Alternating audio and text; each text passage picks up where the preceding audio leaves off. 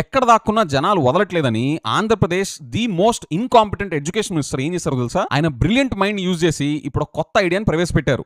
ఆలోచించడానికి అక్కడ ఏముందానికి? అదేంటంటే ఈ ఇయరే ఇంకొక 3000 టీచర్ జాబ్స్ ఇచ్చి డిఎస్సి ద్వారా రిక్రూట్ చేసుకుంటాము అని అనౌన్స్ చేశారు. ఇక్కడే ఒక పెద్ద గోల్మాల్ ఉంది. విజయ్ నీకేమైనా పిచ్చా? టీచర్ పోస్ట్ లో మళ్ళీ డిఎస్సి ద్వారా రిక్రూట్ చేసుకుంటారంటే అక్కడ గోల్మాల్ ఉందంటున్నావు ఏంటి అంటే 3 వారాల క్రితం ఏం జరిగిందో ఒకసారి రివైండ్ చేసుకోండి. అసలు ఏం జరిగిందంటే అన్నా, జీతాలు కూడా ఎంతమందికి అవసరమో మన గవర్నమెంట్ ఒకటే ఇచ్చేయలేం, ప్రైవేట్ ఎంప్లాయ్మెంట్ క్రియేట్ చేయాలి. This is legacy problem I'm facing today. CBN గారు అత్తాపత్తా లేని డేటా చూపించి జగన్ గారి పీరియడ్ లో గవర్నమెంట్ జాబ్స్ ని విపరీతంగా ఇచ్చేశారు, డిస్ప్రపోర్షనేట్ గా రిక్రూట్ చేసుకున్నారు, దాని వల్లనే ఆ మెట్రిక్ బాగా పెరిగింది.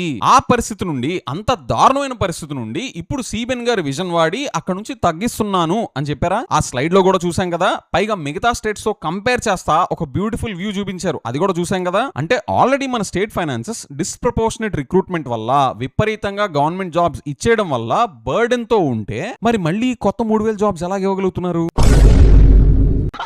ఏం పాయింట్ పెట్టావన్నా, సూపర్. ఇక్కడ ఇవ్వకూడదు అనేది కాదు నా పాయింట్. ఇవ్వండి, 3000 ఇస్తారో 3 లక్షల జాబ్స్ ఇస్తారో ఇవ్వండి, ఇచ్చే ఆస్కారం ఉంటే. కానీ సిబిఎన్ గారి నోటితోనే ఆయన చెప్పింది ఏంటి? జగన్ గారు చేసిన దారుణాల వల్ల, ఆయన విపరీతంగా గవర్నమెంట్ జాబ్స్ ఇచ్చేయడం వల్ల స్టేట్ ఫైనాన్సెస్ కి దారుణమైన పరిస్థితి పట్టింది అని చెప్పారా సిబిఎన్ గారి నోటితోనే? అదే వీళ్ళు వచ్చిన తర్వాత 110%.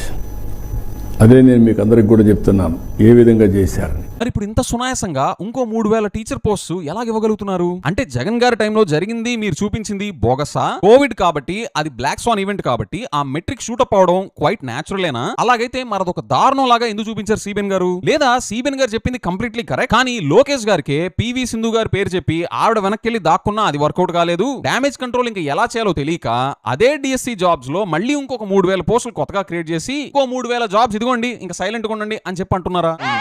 ఇచ్చాడు చూసావా సిటీ స్ట్రోక్. ఆల్రెడీ మన గురించి ఇన్ఫర్మేషన్ ఇచ్చాడు.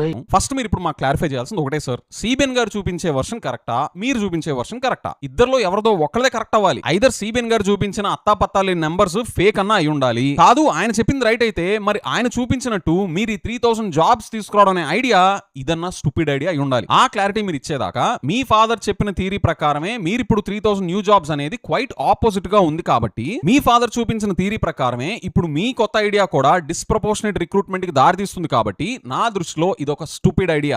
స్ట్రోక్ మీద స్ట్రోక్ వచ్చిన టైం బాలేదు, వెళ్దాం పద.